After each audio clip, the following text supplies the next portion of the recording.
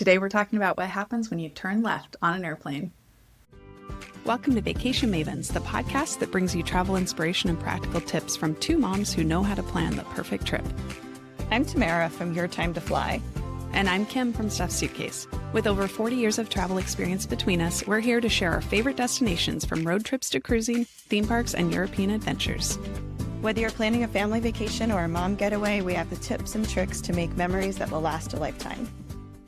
Kim, do you know when we took Hannah on her graduation trip from high school, we surprised her because I had booked Delta One, which is Delta's business class. Yeah. And it's the nice Delta business class. Like we were very excited Glenn just kept saying, wait until they tell her to turn left. And it was really funny because she saw that we were like row 5 or something, but it wasn't really registering. Right. Because she had like, sometimes you're still like, if there is no business class, like you're absolutely row 5, and on domestic flights sometimes there's like 3 rows, right? Like, exactly. Knows, And then also we were in the lounge, but like we have lounge through the credit card. So anyway, so we get on and the person literally, because they usually for those flights will ask for your ticket and see it, and then they were like, oh, this way, and Hannah was like, are you sure? Like, I don't know. And then I was like, yeah, I was so excited. It was so nice.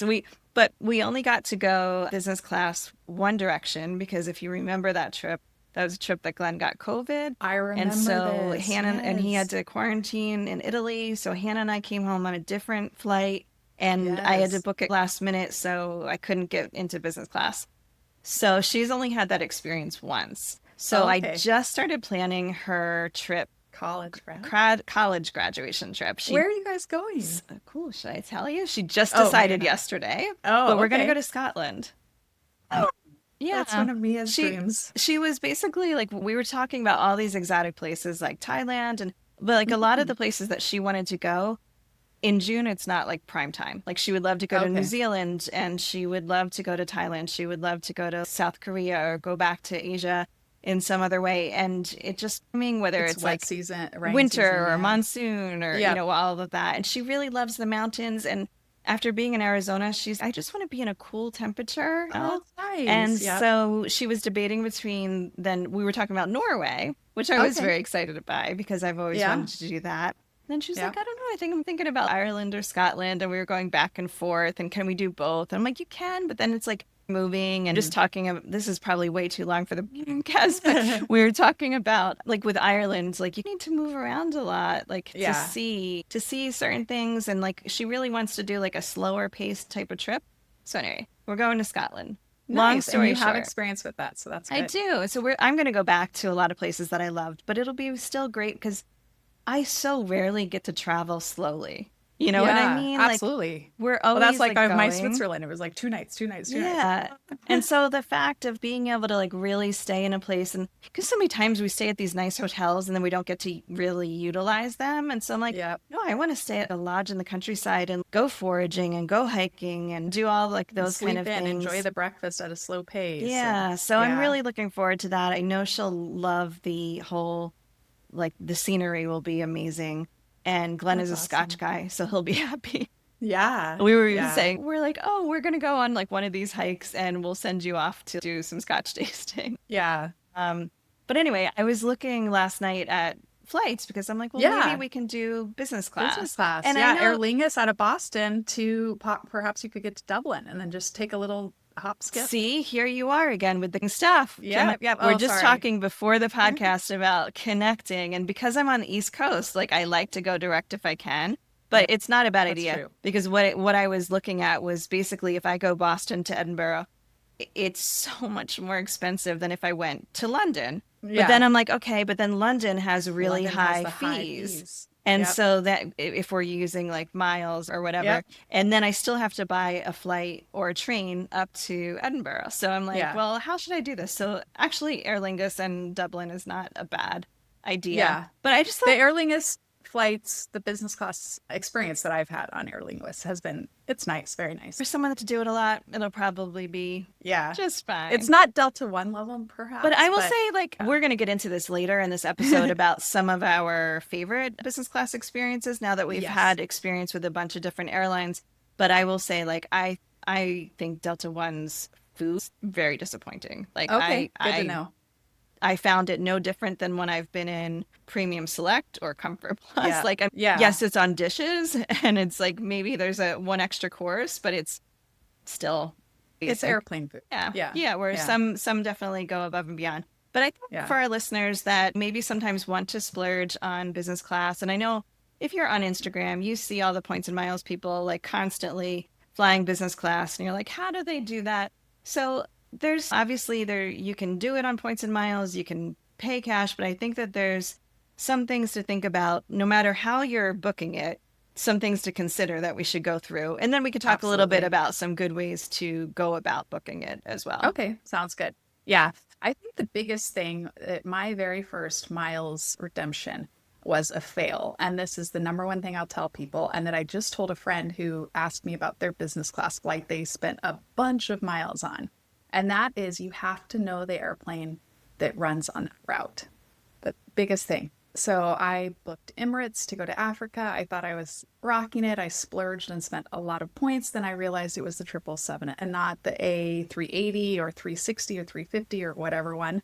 And the business class experience was 222. So when you're laying in your nice Emirates, it's still beautiful, but when you're laying there, you're stepping over someone's legs to go to the bathroom. So airline type aircraft. If some of our listeners may remember that we talked about this in our Istanbul episode also, because I had two very different situations on the same route. To Istanbul, one flight was that 222 situation and didn't have like the pod. It was disappointing. Yeah, it was just definitely disappointing. And on the way back, it was the experience that I expected. Yeah. So, and I'll just say there, like we mentioned this when we talked about the choosing seat episode, there's a good chance your aircraft can get changed. So even if you do the research, and a couple ways that I normally research is when you're booking the flight, look at what the airline is saying the aircraft is. Sometimes they'll say, oh, it's a 777 or it's a A330 or whatever. So you can look at the aircraft type when you're looking there, but you can also use Google Flights. And when you're searching on those routes, look at the information when you're like, oh yeah, that's the flight I'm looking at. They'll have in the information, they'll say like lie flat or they'll say suite. And so it's nice when you can look on that. Again, take it with a grain of salt because it's not 100% and aircrafts do get changed. Yeah. And that's the biggest thing I see is people book Qatar Q suites, and Qatar is notorious for changing planes on routes and then they end up in not a Q suite. Right. And that's something that sometimes you can Google too, would be how often does this happen on this route? And then, you'll get comments that are pulled from Reddit or wherever to tell you, to give you a better sense of that. And I also think that one of the other things that you can do is look at YouTube, because I found YouTube like really helpful. There's always a review of every plane, but it's not just looking at the plane, but it's looking at on that specific route if you can. And then I also find just looking at the seat map, if you can usually get a sense of what type of you can see they usually you can see if it's a 121 or if it's a 222. Yeah, I agree. I think also just beware. The other little tricky part is when an airline is doing a refurb of all their cabins. And so they're like, by the end of 2025, all 777s will be, you're like, shoot, I'm flying September of 2025 is my route one of them. And that's when you can really chase the rabbit hole. And there's tail numbers of the specific tail aircraft that have been changed. And you can try and chase that down. I know a lot of points people will do that, but I don't even know how to find the tail numbers because I don't pay premium for any of the Flighty or FlightAware. I just have the cheap one. So I was like, it feels worth it in a way because this is maybe the splurge of your life, or at least, of a few years or something. Yeah, of course. And you want it to be everything that you hope it's going to be, but it shouldn't be that hard. I know. And let's talk about the splurge also, because you brought up a very good point. You flying from the East Coast to get to some parts of Europe, it's like a 5.5 hour flight for you, which is like me flying from Seattle to Florida. When do you have a timeline that you typically think people, I know I have a time frame in my head of when I'm like, yeah, I can survive in economy. And then other times I'm like, no, I need to try and look for business. I think last summer or last fall, we were flying back from Croatia, but we flew back from Venice. And the flight going west is always longer. And so I think it was closer to 10 hours. I think going there was maybe like 8 to 9. And I feel like it's somewhere around there, somewhere between Yep. 8 and 10 Yep. is my point where, especially now that I'm getting older and have more physical issues, that I just can't handle it. Like, I Yeah. mean, Hannah I just agree. flew to China and in economy, like 14 hours or 16 hours. I'm like, I couldn't do it like that. I mean, Yeah. it sounds really You very could, I know, privileged, spoiled. Yeah. but there are times where I'd be like, I don't really want to do this trip. If we're going to South Africa, I want to do it where I can fly at least one of the big legs in a business Yeah. class, or because, Yeah. yeah, it's just so painful on my body otherwise. Yeah. And that's where you'll see, like we were talking, I chase the connections. Like I'm fine going, like I mentioned that I have a trip upcoming that I'm actually flying out of Vancouver because there was a better deal. I'll chase those connecting flights just so I can get it because for me it's more about the experience also. I love experiencing different ones. So any other tips before we move into talking about like how we book it and maybe price points? But I agree with you also on the 8 to 10 hours. That's where it is in my head. Like I'll go from Seattle to Iceland and I'll make it work in economy, Yeah. which is about seven-ish, 7.5 hours. And from Europe, yeah, it's usually, unless you're doing Iceland or Ireland, it's usually like a 6 to 8 kind of Yeah. hours to get there, a little bit longer on the way back. Oh, okay. I think my other consideration is usually the time of day, just because most of my flights Right. leave late at night and then they're getting in super early in the morning. And you're not going to be able to check into a hotel necessarily. So you kind of have to push through and you're not getting a ton of sleep, but I need to sleep a little bit and I don't Yeah, sleep that's on true. planes like at Very all. well. So Yeah. I would actually much rather pay for a better seat on an overnight flight and then come back even on a longer flight, but still come back in economy because like I can make it work just watching movies or whatever. Now, Right. so that's where I am. So sometimes doing like one-way legs, or if you can do like a Yeah. mixed leg, so you're not necessarily paying for business class for both directions, Both but legs. just Yeah. the one that's going to benefit you the most. But the hard part about that overnight thing is that number one, like I was looking at one for Edinburgh and it was leaving at 6:30 at night and getting in at Yeah. like 5:30 in the morning. And I just thought, there's no way we're really going to fall asleep at 6:30 at night. And then Yeah. it's only a 6 hour flight. And then part of that is taken up with service in the beginning and service before you land. And so then you're like, is it worth it or is it not? Yeah. And I keep saving up both my money and my points for like those whenever we get to do one of those bigger trips, those because then I Yeah, know it's really absolutely. going to make a difference. But I do Yeah. think, yeah. So does that make a impact in what you're thinking too, whether it's overnight or not, or you're just I'm actually both ways. I like the idea of being able to sleep, but I also really like to enjoy the experience of being in business class and the food and the service and all that aspect and enjoying the space and a big 18-inch screen and watch movies or whatever you want. Part of the thing is I hesitate to just buy. So here's a little tip for people is that whatever hotel you're checking into, just buy it for the night before as well, because there's a chance you're paying what, $400, $500 if you're staying in a nicer property, maybe a little more for that hotel room. But then you land at 5:30 in the morning and you can choose to go Yeah. take a nap for Yeah. 4 hours. You can shower, you can get cleaned up.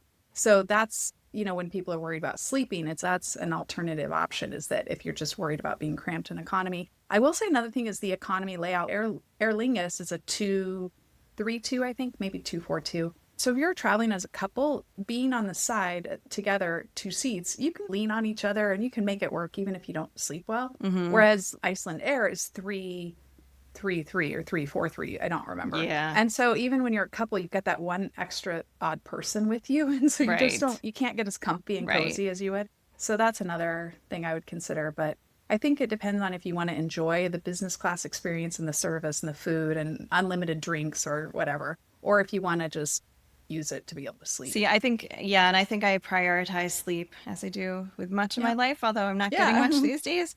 But it is, so for me, like I don't really drink on planes because I'm already dehydrated and headache and all that stuff. So that's not a thing for me. And then so many times because of the timing of our flights, if it is going out at 10 o'clock at night, I don't want to wait until 10 o'clock to eat dinner. So I've already had something either in the lounge or at the airport, and I just want to go right to sleep. So Yeah. that if that was ever a possibility, like when we left Boston to go to Istanbul, we were delayed like I 5 remember you hours saying. or something. So we left after midnight, and then the person who was on the inside wanted the full Wanted their dinner meal. service, and it was like 2 hours of them passing plates across me, and I'm like lifting up my eye mask to see if they're trying to get my attention, or it's just because you can sense somebody's hands over you and the noise and all of that. Yeah, and just keep in mind that some of these meal services can really go on for quite a long period of time, too. I think it varies. Yeah, it definitely varies by airline. And yeah, good to know. So quickly, we'll move on to booking them. I think we've already mentioned quite a bit that points are one of the ways that a lot of people talk about getting into this cabin without paying an arm and a leg. I do want to mention, I don't know if you've used any. You asked me. There are programs like, I think, Point Me, there's Seats Arrow. There's a few different Point programs. Path one, too, something like that. I don't know. There's so many of them now these days that they're like how you would use Expedia search for flights. This is a search engine that will then try and find you on your route. They'll try and find you the points deals and what airline you should be flying with those points. One caveat to that is they're very often wrong. And so people will then go and try and find that flight and they're like, I don't see it. It's showing up on Point Me, but I don't see it here. That is a caveat to that. On my recent trip, when I went over to Paris, I had a situation where I used a program through, I told you about this. It was a site that I follow through a blog, like a blog Facebook group, Travel on Points. And I had used their service I just paid and gave them a list of what I needed and all the points I owned. And then they do a search for you. And they came back about 2 or 3 days later. And when they come back, you have to be ready to jump because who knows how long those flights they found you are going to still stay available. And so I was able to quickly, they gave me like 5 options and I was able to quickly go, okay, yeah, I'm going to do that one and that one. And I was able to move the points. So that way I didn't have to do the research myself. And I think when you have a lot of points and you don't have the time or you're worried about making a mistake like I had my first time. And sure enough, they found me like the Finnair flight by using a bonus transfer that was happening with British Airways and the Amex points. So it's nice. Yeah, I think if you're not deep into this space, paying someone using a service to have them do that research for you, because a lot of it, they just know at the back of their hand what transfers to what and what bonus things might be going on. And so it's so much easier. And just like anything in life, sometimes it's worth paying someone that's an expert. Yeah, absolutely. Because it'll save you points in the end, in my opinion. And they know what saver fares are and what a good deal is. Some people are able to find 80,000 for business class, but yet then when you look it up, you're like, oh, I found something available. It's 150,000. I guess that's what it is. And you don't know that that's not a saver fare. That's a standard rate, which if you're just trying to get there, that's maybe what you want to do. But just know that route can be 80,000, not 150, you know? Yeah, there's a lot of decisions to make along the way. So like last night when I was looking, I decided, I have some points on Virgin. Let me look at that too, because I thought that they flew direct, which they only do certain days of the week. But then I was like, let me look if I did fly into London. And so there were flights that were only, I think, 6,000 or 9,000 miles in economy to get from Boston to London. Yeah. But then they have a nice like upper class up there. Yeah. And so, and actually I found for one of them on the way back, I found a flight from London to Boston, first class for like 30,000 points or something like that. Wow, 30 or 40,000 points. But £1 fee. Yeah.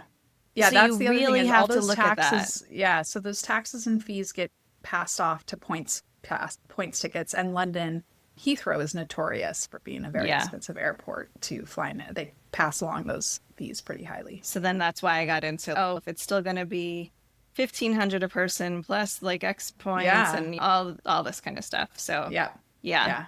But and any other tips for you about points, like using points to book? I think this is a common thing that people talk about in the points and miles world. So some of our listeners probably already know this, but those that aren't in that space may not. Is my instinct is to always like search with the American carrier that I'm familiar with. So for a lot of my routes, it'll be Delta. But Delta is known to charge so many points. It'll be like 300,000 points. Jokingly, Sky Pesos is their joking term for their... But they're partners with Air France and KLM. And so if you are part of the Flying Blue program, you can always look for flights. And it might be on a Delta plane, but you're booking it through KLM for a lot less points. But absolutely. It's not as good as it totally sounds, because you think you're going to get like these really amazing ones. And the routes that I take, I often find they're still charging close to Delta point prices. And the other thing is, like when I was talking to Glenn about this, because we're going to go to Paris in a couple of weeks, and I'm using points on Delta. He's going to also fly Delta and meet me there. And he was like, what if I booked like Air France? And he was thinking, because they're partners, that he could combine his Delta points with whatever we transferred. And I'm like, Oh, yeah, no, it doesn't work. You can't yeah. use your Delta points to book on the Air France website. You Doesn't work. can with Avios. You can move Avios around. So if Yeah, you have a yeah. bunch of British Air, like I moved him into British Airways Avios and moved him over to Finnair. You can move Hmm. him to Qatar. So you can do that with Avios, but not on just partner airlines. I can't take my Alaska points and move them into Aer Lingus. So yeah. Yeah. So little Okay. things to think about like that. But Yep. what else should we talk about when it comes to I think the biggest thing we should talk about is probably business class versus first class, just to give people a quick little. I know this seems pretty obvious, but people might not, if you're not used to flying this, you might not know this. But certain airlines only have business class, as they'll have maybe business class, perhaps a comfort or premium economy, and then economy. And that's like Qatar. Qatar doesn't have a first class, the business class on their flights. But the like Emirates, they have a first class, a business class, a premium economy, and an economy. And those experiences are very different. us That's is the like biggest they thing. wash your feet for you or something. Practically. I'm just There saying, but are the, it is like pretty, yeah. pretty, very indulgent. Again, also dependent on what aircraft you're Yeah. on. A lot of them, like Etihad, has the apartment, which is, it feels like a New York studio Crazy. practically. And you've got like a lounge chair and a bed and an entire like seating space to watch like I a can't even recliner imagine. yeah. And the Emirates, when I was just on the 777 that they've recently renovated for the premium economy, that's really nice. And then they had the business class cabin. And then, of course, they have the first class, which are like full walls and it's like a door and you walk in and it looks like a mini bar. It's like full mini bar and then your whole little like bed chair space. It's Like really you have to be a luxurious. celebrity or something, right? Or a points person. But how many points? The people who do it find them on weird routes. So they'll go out of like they'll go Hong Kong to London or like Dubai or something, Singapore to Dubai, like who knows? So it might end up being a 4 or 5 hour flight, but they're able to experience the cabin, I guess. The place that I'm going. Yeah. Like as much as I would love to do it in luxury, like I'm not flying for the way of flying because Yeah. no matter how nice it is, I don't really find it joyful. Yeah. I have such a fear of flying, but I've started to really enjoy the aviation, like being on different aircraft and having different seat experiences. And yeah, it's funny. Hey, when we Started went to really San enjoy it. Diego for Thanksgiving last year, I got to fly Mint because I had the move to Mint. It was Yeah. on JetBlue, but I didn't have enough to move Glenn as well. So, but anyway, like that was so nice. And I will say, travel can be so stressful. And I got there and I was pretty chill. So I Yeah. had been like, I wasn't sleeping, but I still reclined and I was watching Yeah. TV and the food was Yes. good. And I had like Yeah. this really comfy pillow and this really comfy blanket. And, Yeah. because it's more like a quilt and like a memory foam pillow. And like Yep. just everything is just so elevated. And honestly, the best thing, and I probably said this before, but the thing that I like the most is just not having people near me. Like just having what I a love. separation of space just brings my stress level down because like Yeah. having to sit next to someone where you're like leaning away from them or worried when they're coughing or just Yeah. whatever, like all the things that make air travel stressful these days, especially. Yeah. We've gone long, but let's go into the experience Yep. of actually being on the business class flight because I think that's a big thing. Let's first start about what you can expect. First, I will say before we get into the actual airport experience, I want to just keep in mind that British Airways and a few people, Delta has just mentioned they might be going this route where even if you book in a business class cabin, you might not get a seat selection. I just had a situation where I had a ticket and because it was booked on points, I couldn't book a seat. Yeah. With British Air in the past. Yeah. Yeah, and British Air is notorious for it. Now, even if you book a British Airways direct through their website business class fare, if it's not like this certain level of business class fare, you don't get a seat selection Or you have to pay for until it. check-in, or you pay for it. Which is So like I just another wanted to mention that is 150 that or something. yeah, and if you do book with points, just know that when you go log in, you might be limited. Like I was never able to select my meal in advance, so sometimes you can select a meal in advance. I think I could have selected if I needed gluten-free or vegetarian or something, but just keep in mind that there are little aspects to that.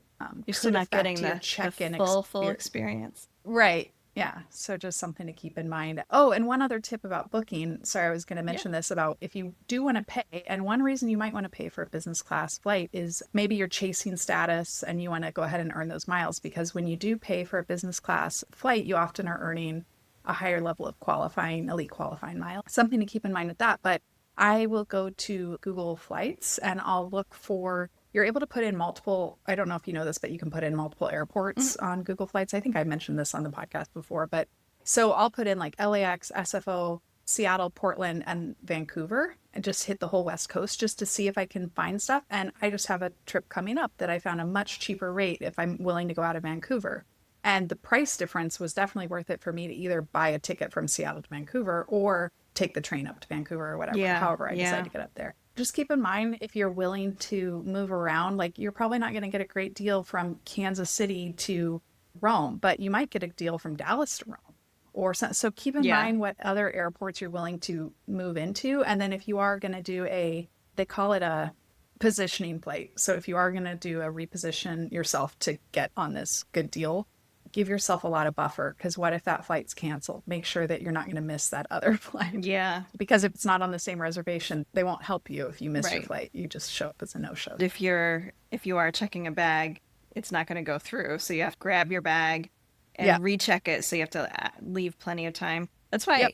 the only times we've really done that have been just us going to JFK because it's where it's like we could drive or we could Yeah, take worst a train. case scenario. Yeah, But with exactly. JFK, I don't know how many times actually, even when I come back from Turks and Caicos in September, I have a layover in JFK for 4 or 5 hours. And I'm like, I could be home. I could Yeah. be drive home. I could take the train home. Like, should I in the airport for this long? So that's like the Yeah. struggle that I have sometimes with those like non-direct Yeah. type of things. Yeah. But yeah, Yeah. let's talk about the experience. And I think the experience begins way before you get on the plane. Like Yep. for me, it begins when you get to the airport Yep. because a lot of times if I am going to invest in a business class flight, it's probably for a longer trip and a special trip. And I might be bringing a Checking a checked bag. bag. And so in some ways it infuriates me, like the gap between people that are flying business class and the people that are flying Yeah, we fully economy. recognize this sounds like a very entitled Yeah, podcast in a exactly. way. Exactly. But it really does make everything so much easier. So you think about, okay, the time when you're going to get to the airport. How many times have we gotten there and there's an hour-long line to check your bag? Yeah, it's not even in the snake line anymore. You're like Yeah. still out. Yeah. But if you're flying business Business class or you class. have a status, you get to go in that nice short little line. And it Yeah, just that makes has so four or much five easier. people. Yep. And your bag can be heavier. Your bag can go up to 70 pounds, which as long as you're Yes. not doing another domestic flight or something, or you can actually carry 70 pounds. Carry 70 pounds. Yeah. But it's nice. It's nice to know even if you like, oh, if I am coming back and buying some souvenirs and I go a little over, it's going to be okay. So Yeah. it's the first step. I agree. I think that's a huge part of it. So totally agree with that. I don't think there's much else to say there, although so once you drop off your bag, some airports and some airlines also have a premium security line that you'll be eligible to use. Seattle has that. I, of course, have pre-check and clear already, so I don't typically rely on that. But if you're someone who doesn't have pre-check or clear, your ticket might enable you to use a premium class line. And it can which- international airports too I was that going don't to say have internationally, yeah. it's huge. So when we were doing Condor, we were in Germany and we were able to go to a different security line, which was there was 10 people in front of us instead of 50, so much shorter. When I was in South America a lot this year, I was flying like domestically LATAM Airlines. Yeah, And I LATAM remember is you a saying partner with Delta. And when I had Okay. booked it, I was platinum on Delta. So they still had my Delta status as platinum. Oh. And so like I would go to the normal line thinking like LATAM, I don't have Yeah. any status. And they're like, oh no, you can go over here. And I'm like, okay, sure. Yeah, nice. That's good. Yeah, that's a big perk. So once you get through that security screening, then let's talk about lounges because that's where domestically it's nice, but international is the big difference because, yeah, Yeah, I lounges mean, can be really nice. even the international, how do I say this? Even the US based lounges that are in the international terminals are so Right. much nicer than the ones that are in the domestic terminals. And then Yep. when you're coming back, the lounges typically internationally for business class are really nice. And I know that there's been a lot of like separation recently now, like Delta and a few places has their Delta One lounges. I think you Yep. just checked out one in Seattle just Seattle, checked right? one Yeah. out. They have a brand new Yeah. one. Yep. I know JFK does, and I think one's coming to Boston. So sometimes there is like that separation even Yeah, they have here. that. American has that. So they'll have the flagship lounge. That's if you're Hmm. flying flagship first class. So even if you're flying first class, if it's not marketed flagship, same with Delta. If you're flying Delta first class, if it's not marketed Delta One, you still don't get access to that higher level lounge, but then get the standard business class lounge. And I feel like we now sound super snooty to be like, I want the nice lounge. I know. But I travel so much. And like, I think about, I get access usually to Delta lounges through my Amex Platinum. And when I'm flying When you're flying Delta, yeah. They and lowered that to you only get 5 or something a year. 6 or 10 or something like that. Oh, nice. I Okay. haven't hit Not it too yet, bad. but I'm sure I might. But that's when I use like the Centurion to balance Right. it out. But I go through Atlanta a lot, and Atlanta's Delta Yeah. hub. And like there's Delta lounges everywhere, but you Yep. still you can look in the app, and it's like extremely busy, very busy, and like they Yeah. all have lines to get in. And then you Yeah. wait in that line, you get in, and the food's it's whatever, Yeah. you know. I'm trying to find a place to sit. Yeah, You'd to be find on a the place to airplane again. You got like sit. your neighbor next to you, like coughing and Like the only good thing is that they have Wi-Fi. Again, typically I'm not really drinking like before flights, but if you are, then go for it. You Yeah. know, and then, you know, some food, but just don't expect the food to be like whatever. But yeah. it's different Although when I you will get to say the these food at the Delta international. One, Yeah. the food at the Delta One that I just had in Seattle, it was tasty. Good. It was impressive. But I thought the buffet food in the Sky Club that they have in the lower level there was also looked really good. And they're bringing in local, like they had Ivar's seafood chowder. So they have some local nods as well, which was really cool. I've probably told this story on the podcast before, but often I'll go to the Delta Lounge in Boston in the international terminal also, because again, it's Nicer. mostly what we fly internationally just because of the routes. And in their lounge, one of the things that they seem to always serve is baked beans. And I'm like, why are you serving baked beans on it before an Before a flight. international like a long The flight? person on my Condor flight had a lot of baked beans, I think. Oh my gosh, it was brutal. Oh, And that was even in the first class, so it's like that was making in its business way class. over the. It was so bad. No, it was in Oh, business God. class. It just nonstop. It was so bad. Like everyone commented, like everybody was doing this. I started waving my pillow every time. Oh, It was like goodness. every 10 minutes for a good 5 hours of the flight. It was bad. Do they need to that little like poopery like samples? I wish I should have. It should have been the good time to be on the Qatar with the thing. So wow, this is really going long. Hopefully everyone's going to enjoy this episode. It's like we're so chatty about it. Let's talk about on the airplane. So yes, of course, I think we've covered the lounges are really nice. Definitely a perk, but there can be a difference between first class, business class. Not too much of a difference. I know I'm blanking now. In Doha, if you have a points ticket, you have different lounge access than if you have a paid business class or first class flight or something. So there's a little weirdness there with points, but I think Qatar is the only weird one that does that at Doha that I've heard of. So just always know what your lounge access is. But once you get on the plane, so let's start with boarding. Boarding, you typically are the first aboard. Yeah. So if you're paying for that nice seat, you better be able to enjoy it a little longer, right? And then they're like bringing you drinks and they're making you comfortable. And you do turn left. It's nice because you don't have everyone walking by and bumping you as they go too. But you know, and I've never had an issue with my luggage fitting or finding a spot. although, can I tell you? So this is with your check bag. With your carry-on that you're putting up above. So when Glenn and I did our business class seats on Avianca to Chile, we were the only ones in our row, just two of us, and we both had a check bag and a backpack. So we only had our backpack with us, so we put it up ahead, and they made us take it down. There were like only roller bags and we were like, we're in business class, and there's no one else in this row. Well, if there's still space after everybody boards, then you can take it off. And I was like, seriously? There's no one else here? And you're telling me I brought less bags than I'm allowed to, and I'm not putting it up? That's my pet peeve. Yeah. There was a whole argument about that recently on a Facebook thread about if you only have a backpack, do you have rights to overhead bin space? And all of us were saying yes, because you have your one bag. It doesn't matter that your bag is a backpack versus a roller bag. It's like you're still entitled to your foot space, however that looks. Yeah. Yeah, I have a huge issue with that. You should get one if you're allowed to carry on bag. You should Exactly. But, sorry, I and need that to is strap on something to wheels bring or up. something. Yeah, that is something when you get on board, like you said, welcome drinks. Finnair was funny. I just had often they'll have some kind of signature thing, and they had blueberry juice on Finnair is like a Cool. known, that's their little known thing. Condor didn't have a signature drink. Qatar has something, they're big on juices. But so just ask, do you have a special? They'll often offer it, but often it's sparkling wine, water, or a signature juice or something. But I was going to talk about our bags. Yeah. The funny thing about business class seats is you don't always, it's not like you have a footwell in front of you to put your bag. Having easy, if you really like to have eye drops or lip balm or your cords for charging stuff or an iPad, or have that all really quickly, be able to pull it out. So often I'll put my backpack, like offload what I need and then store the backpack above. But not every airplane is the same. And my recent flight on Condor, like I didn't have really storage space. I remember I was on TAP. It had a similar thing. There's not really a storage. There's one little pull down thing where I was able to put a few things, but Yeah. just something to keep in mind. And I There's think not, when you're doing that, to have it in a little pouch, even if it's the little amenity kit that they give you, yeah, but to keep it together, because yeah, it might be out and rolling around. And if you have your lip balm and your moisturizer and your tissues, it's just too much.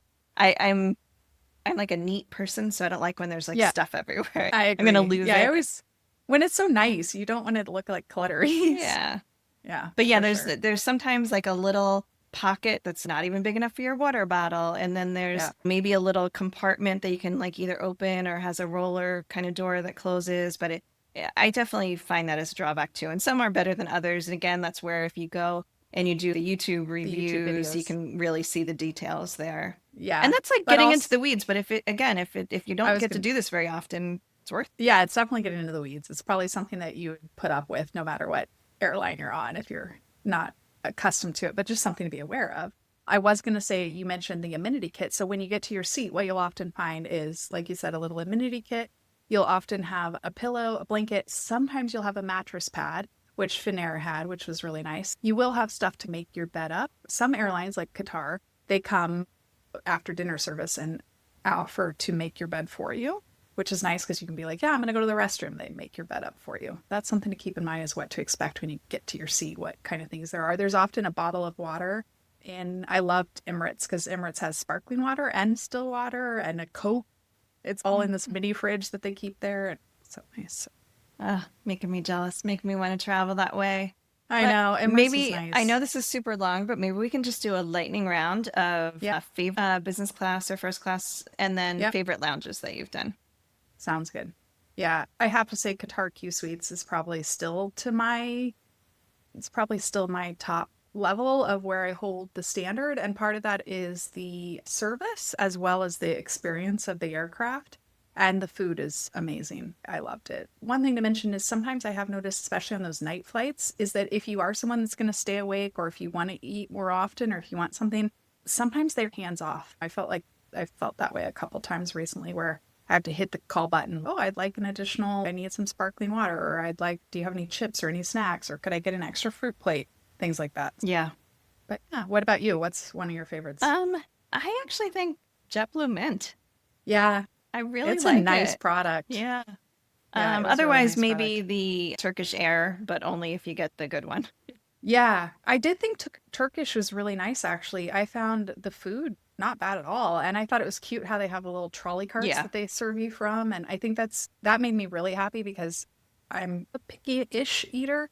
And a lot of times I don't, like on my recent, I think Finnair flight I had, it was like liver mousse with bread and raspberry jam or something. And I was like, that sounds horrible. Like I'm not going to eat that. And so it just goes to waste. Whereas Yeah. with the Yeah. Turkish, they come by and they're like, what would you like? Right. So I do, from a sustainability, like non-waste Yeah. standpoint, There's I more like that. choices. Yeah. And Yeah. more it feels like prepared for you versus I pulled the tinfoil off. Yeah, of course. Yeah, definitely. And you get the nice setup. But yeah, what about, you said Delta One, you didn't like the food, but they have, I mean, their pods, I'm trying to remember if their storage was good, but I don't remember. I remember I flew a Delta One plane from Hawaii, but it was not the Delta One license. Weird. I got on the flight, Oh, but it's not a ticket. So I couldn't have gone into a Delta One lounge because it wasn't ticketed as a Delta One flight. I okay. just got lucky and got an aircraft that was the Got it. Delta One seat. Yeah.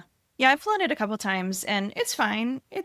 I'm never going to complain if somebody puts me there, that's for sure. Yeah, of course. Yeah. And Um, that's, yeah. but it wasn't my favorite.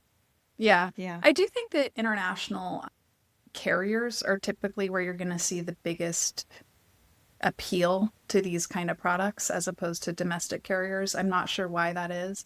Although I have heard good things about American, I still have not had an American Airlines business or first class experience. Yeah, me neither. And but British Airways, I hear a lot of mixed reviews. It's like a toss up whether you're going to get a good crew, whether you're going to get a good like aircraft product. Some of it's really worn, and so yeah, tough. What about favorite lounges? For sure, Doha, the garden in Doha, there's the Asafra, which I've been to, which is fine. It's by the bear, but I walked one time because I'm like, I've been to that lounge like twice now. I wanted to go to the other one, and it's a long walk, but it was so nice. And it's open right over the ritzy shopping district, and it's all greenery, and it's just nice. So that's nice. I thought the Finnair lounges, a perk I didn't know is with my status because I have One World Emerald or Sapphire. I don't remember which one I am. I get access to the special platinum corner. So I went into another like area, and I thought those Finnair lounges were very nice, very Scandinavian, like very clean, minimalistic design. But the food was the one lounge I went into, which was the better lounge. I didn't have a lot of time because I wanted to clear customs and not risk it. I just was looking to get a shower there. It was a la carte dining, which is something at the Delta One lounge. It's a la carte dining. Whereas the Delta Sky Club is like a buffet. So that's something I'm not actually a fan of a la carte dining. I would rather almost just see have more options on a buffet. But yeah, those would probably be the ones that stand out. At Seattle, since I am a Seattle lounge expert, you'll find me often going to, if I'm in one of the satellites, I'll force myself to go to the satellite because I don't want to deal with the train transfers. But the Centurion Lounge food is really good. The Alaska Inn Lounge looks out over the takeoff runway. So it's the best for plane spotting, in my opinion. And then the British Airways Lounge, I was just got to experience for the first time. I was impressed with the food choices for being a very small lounge, but overall it was like not great bathrooms, in my opinion. So yeah. Okay. I'm trying to think. I don't know. I know I've been to JFK a lot. The JFK Alaska Lounge is nothing to rave about. Same as Centurions. Yeah. I was like, I remember at LAX, the Centurion Lounge is really weird because you get to it, but there's always a wait and it takes forever. You get in there and it's really small and compact with feels like not a lot of seating. So I like the Delta Lounge okay at LAX. It has an open air, nice, like patio area. Yeah. With like couches and like comfy seating. Yeah. I've heard the Centurion Lounge at SFO is nice, but. Okay. So I would say for me, I really liked the Virgin Lounge in London. Oh, okay, nice. I went there just for a morning flight, but it was a la carte. But I liked that I could order like eggs the way I wanted and things like that. And I thought it was pretty cool. And it was just a nice experience. I was still half asleep, so I don't fully remember it. And then I would otherwise say the lounge that we did together in Istanbul. Oh, because I've never seen I'm blanking. I don't even remember. They were really, like, they were like making pasta in front of our face, and like that. Everything was really like seemed like freshly made, and there were a lot of different sections and areas. Yeah, that was nice. It had a food hall feel. Yeah, it was more about the food options. The seating was just but the food options were pretty impressive. The bathroom was not bad. I like that. I thought that bathroom was a fair bathroom. I forgot to mention the Emirates experience I had in Dubai, which is it's the first time I've ever experienced this. You go into the lounge and it covers like first class lounges on the lower level, business class lounges on the upper level, and it covers the entire level of the terminal. And so when you go to your flight, go to your gate in the lounge and you take an elevator down and you go get on the plane. Nice. And so it's a really cool experience. So I forgot to mention that one. But the food, it was nice. It was a nice lounge. So don't get me wrong. But very cool. Sorry. Well, I hope we gave everybody something to aspire to, maybe. I know I made myself like really, I'm going to be keeping an eye on, maybe I should do it even though it's only to the UK. So we'll see. But anyway, and if you have any great experiences that you would like to share with us, feel free to message us on Instagram. I'm Your Time to Fly. And I'm Stuffed Suitcase, and I would love to know where I should go next. What aircraft do I need to be on? Exactly. Thanks again. Talk to you soon. If you like this episode, be sure to subscribe and rate and review on your favorite podcast app, as that helps other people discover us. And if you want to see more, follow me, Tamara, at Your Time to Fly on Instagram and Facebook and all the others. And you can follow me, Kim, at Stuffed Suitcase on Instagram, Facebook, and of course my blog.